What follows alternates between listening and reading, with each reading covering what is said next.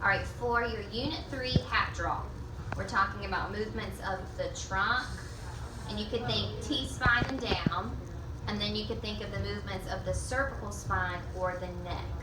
All right, so first let's look at the trunk.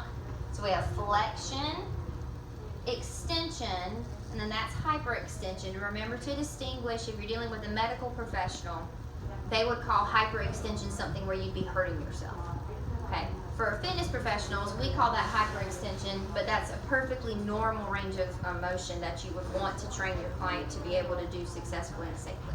All right, so we have flexion and extension.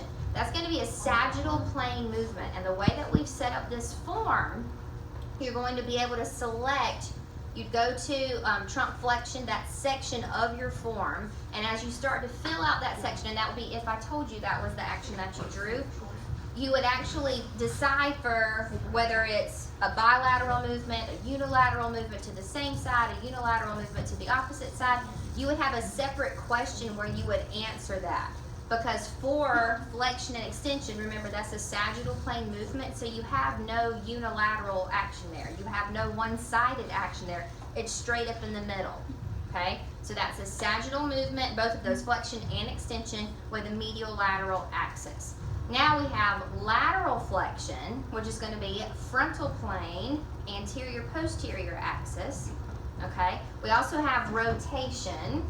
And again, I'm keeping my neck still. I'm talking about T-spine and down, okay? So there's rotation. That's a transverse plane movement with a longitudinal, superior, inferior, or vertical axis. Now for the neck, same exact deal. We have flexion, extension, hyperextension, okay? Sagittal, medial lateral axis. Again, you're going to have to fill out that separate little section where you would say all bilateral. There's no one-sidedness. You're not going to the same side or opposite side. There's nothing unilateral about this, okay? It's bilateral. The muscles on both sides are working together to produce those movements. Then we have lateral flexion. Again, frontal plane, anterior-posterior axis. You would need to say, okay, all of these muscles are going to be unilateral to the same side. And for rotation, and that goes for rotation here and rotation here, that's a game changer. You have a really long muscle list for those questions. A really long muscle list, because for every single muscle, you're going to have the option, let's say anterior scaling, for example.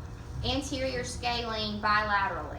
Anterior scaling unilaterally to the same side. Anterior scaling unilaterally to the opposite side. So for every single muscle, you're going to see it 3 times with those separate notations. And that's because to produce rotation, some of the muscles are going to unilaterally create rotation to the same side. Some are going to unilaterally create rotation to the opposite side to produce the same movement.